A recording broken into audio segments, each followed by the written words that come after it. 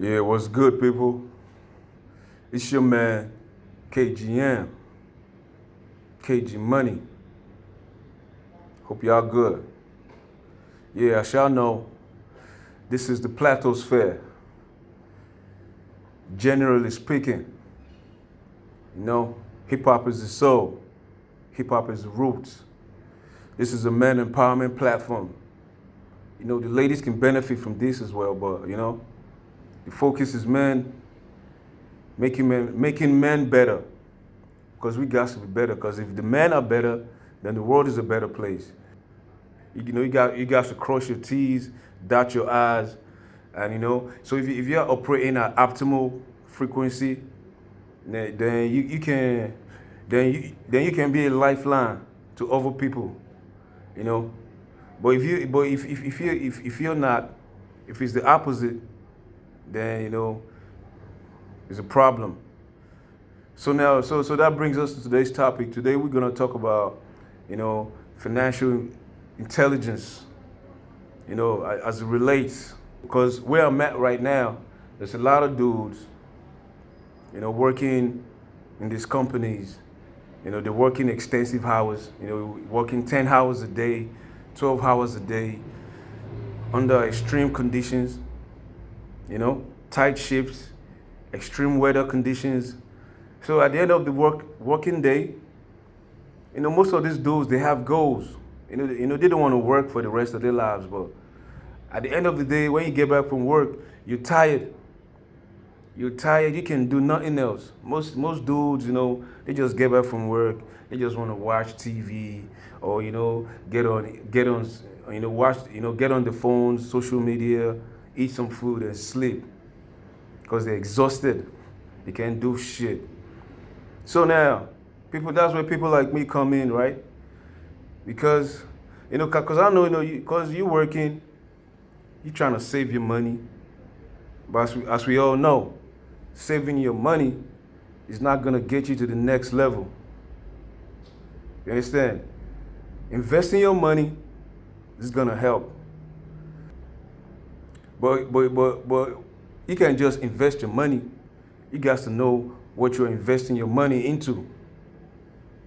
So now that you're working, and this work takes a toll on the physical, on the body, because of the physicality required for the job.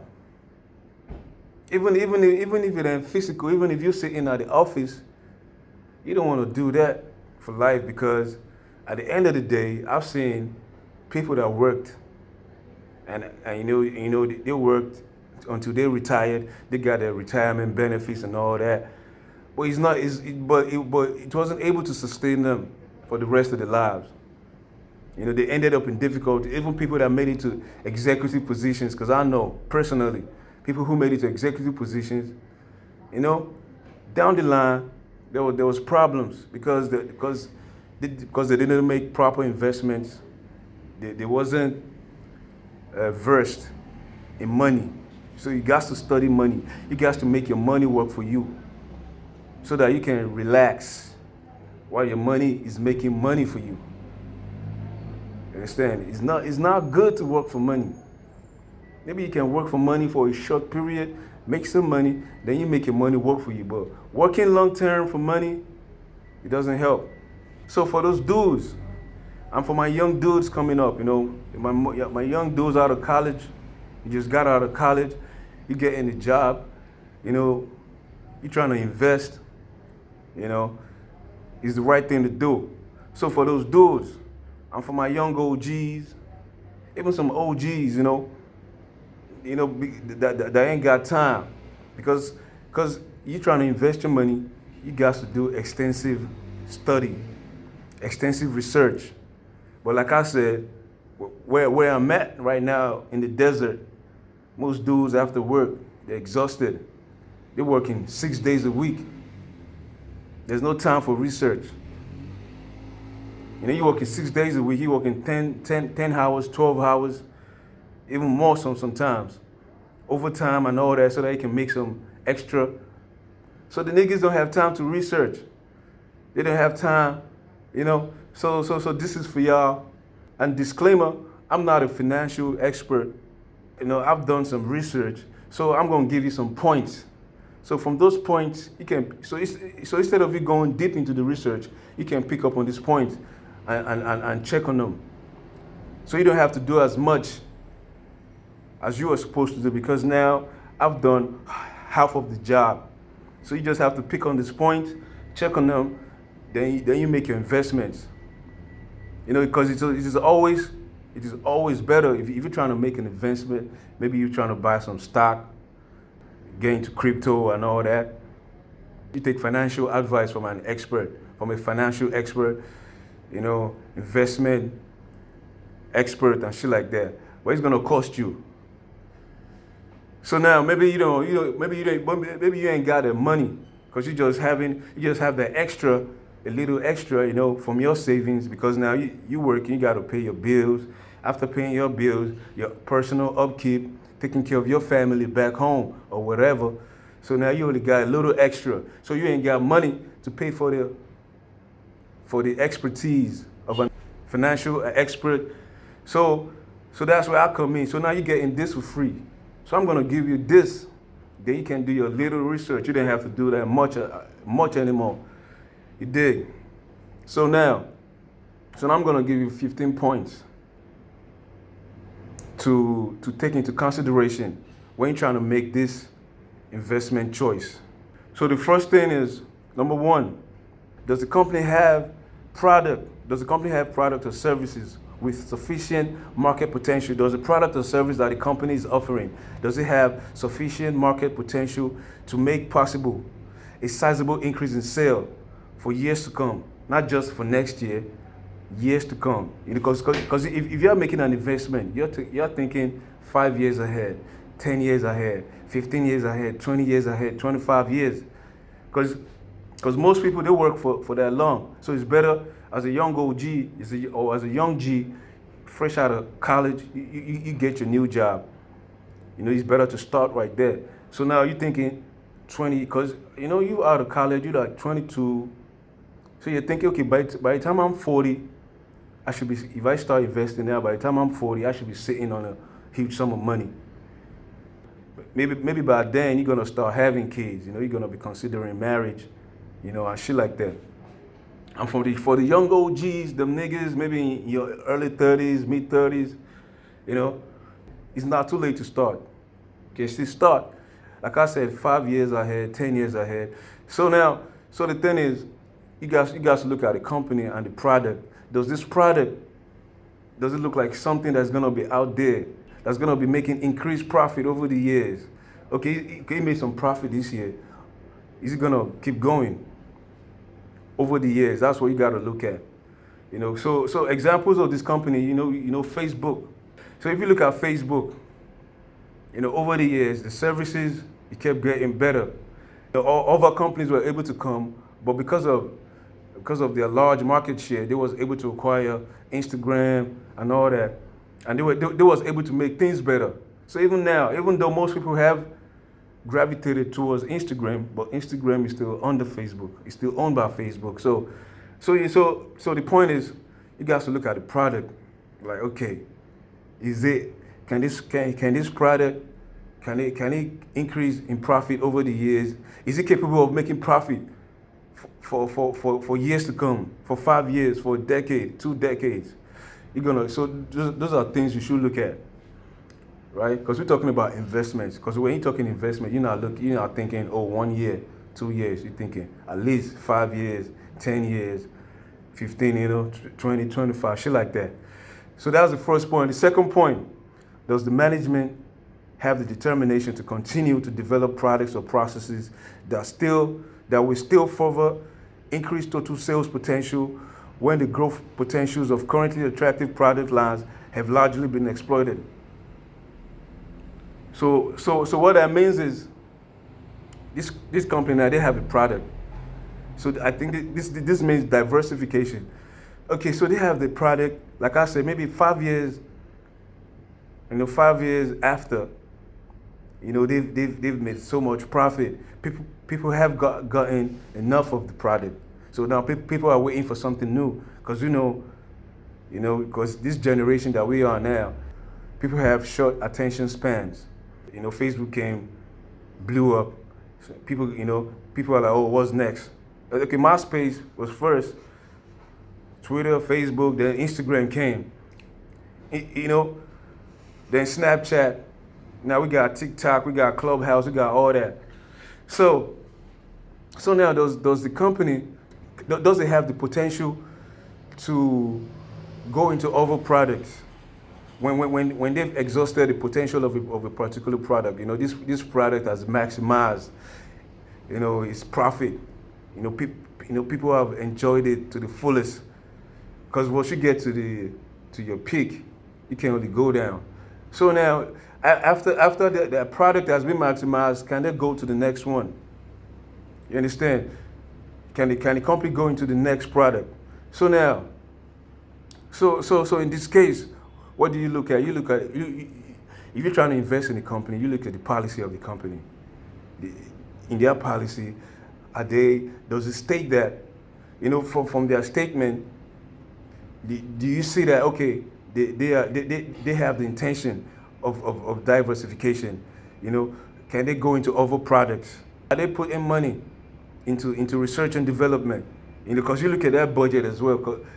How much of the budget is going into research and development? Are they updating their technology? Are they up to date? Remember, you check their policy, their modus operandi, their modes of operation. You check how much they are investing into research and development. Are they setting trends? Are they leading the industry? Are they benchmarking? In their industry, their past records, their transitions that they've made in the past, was it successful? Was it profitable? And all that. Their growth potential. So these are the things, like I told you, I'm not an expert. But with these points I made, you can pick on these points and check on them. You understand? It's just to make it easy for y'all. So that's number 2. So number 3, how effective are the company's research and development efforts in relation to its size? If the corporation is large and they're spending little money on research and development, that's not a good investment prospect. You understand? If they're spending little money, if a large corporation is spending huge sums of money on marketing, on sales, promotion, on salary, on ads and all that, but they're spending little on research and development, you can be rest assured that company is not going to last a long time. So that's an easy point. That's something that you have to check. So that's number 3. Number 4, does the company have an above average sales organization? What does that mean? It means, are they constantly improving in their sales, in their marketing strategies? What are their distro channels, the distribution channels that they have? How's it going? So these are the things. Remember, sales promotion, marketing strategies, distribution channels. How are they going about it? Is it constantly improving? You check previous years. Is it improving over the years? These are the things that you check for. So that's number 5. Does the company have a worthwhile profit margin?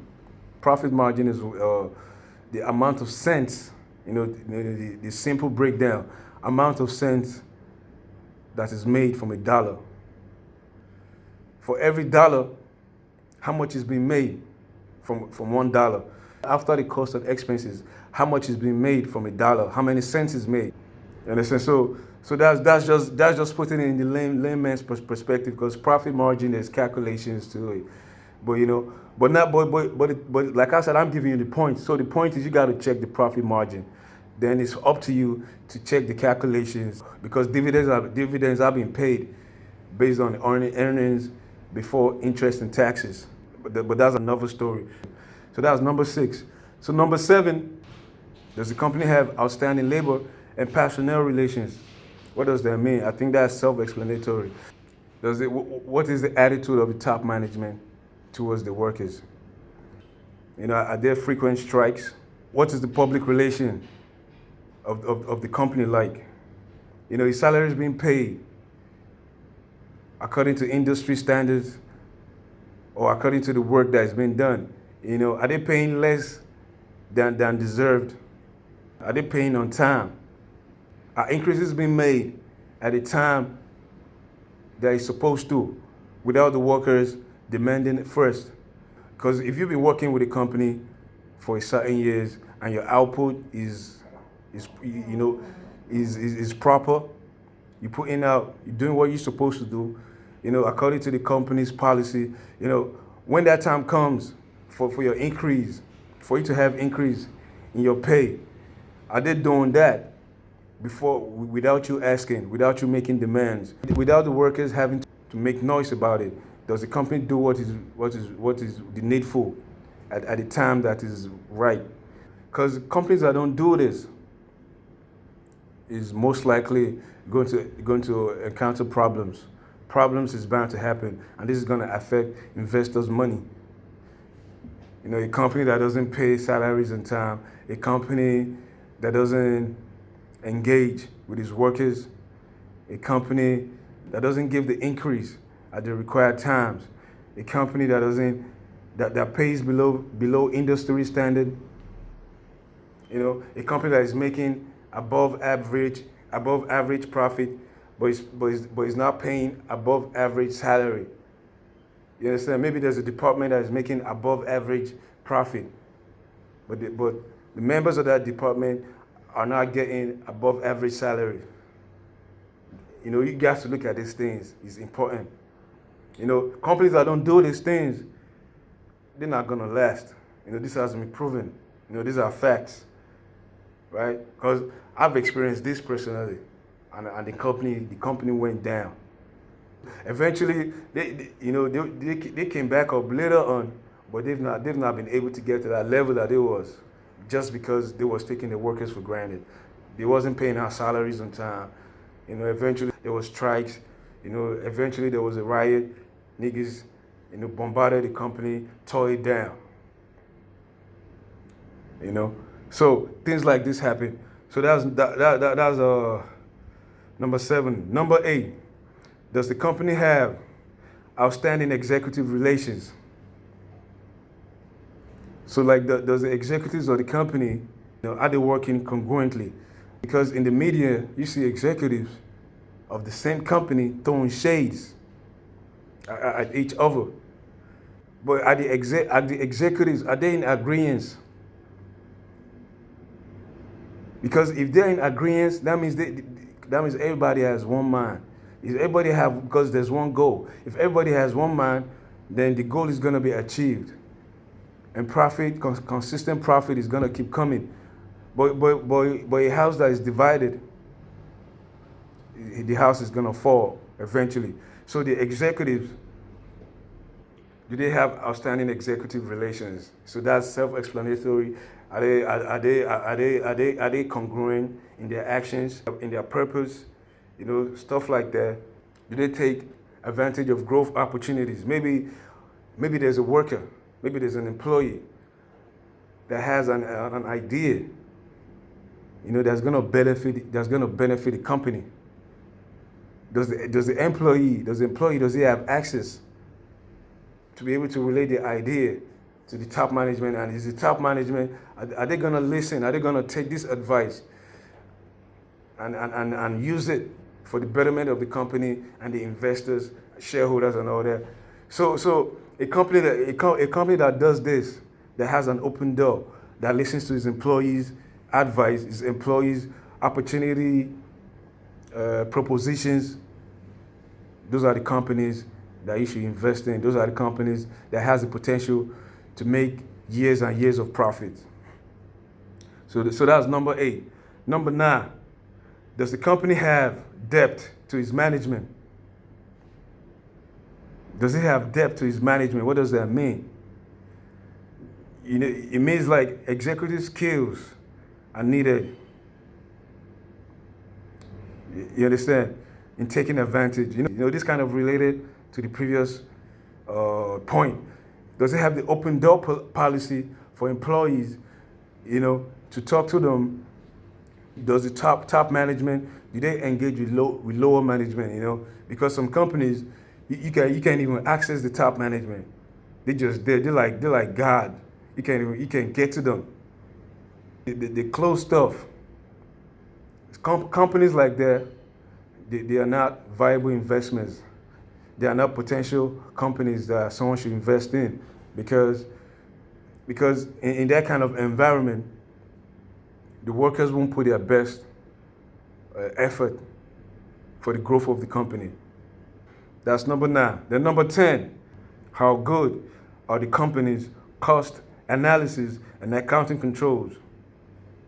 So does the company have step-by-step accurate breakdown of costs? Because doing this, when problems arises, it enables you to easily spot the problems when there's an accurate step-by-step, stage-by-stage breakdown of the cost. Because let's take, for example, there is transportation cost. But now the transportation route has changed. So now an extra amount of fuel, maybe the tires now, there's wear and tear. Before, it used to take a month before the tires are replaced. But now because of the longer route that has to be taken due to some environmental conditions, now maybe the tires have to be changed every 2 weeks. The oil, this is just an example. This is just for you to grab the concept. So now some companies, maybe they might not include this fact. It's costing a little bit more for us to get our product to the destination. So they might not put that detail, into account. They might just add the money to meet up with the transportation requirement, and this won't help because now you gotta take into consideration pricing, because pricing of a product has to do with the cost of the cost that it takes to produce, to develop that product. So now if there's additional cost and you don't put it in the analysis, you just add the money. There's a domino effect. I don't know if y'all, but I'm sure that's just like a simple breakdown. Because I'm trying to give y'all in simple terms. So that's just like a simple breakdown. So yeah, so that's that. Step by step accurate breakdown of costs. Because you can easily identify a problem. Then you can have a proper pricing policy, because now all the costs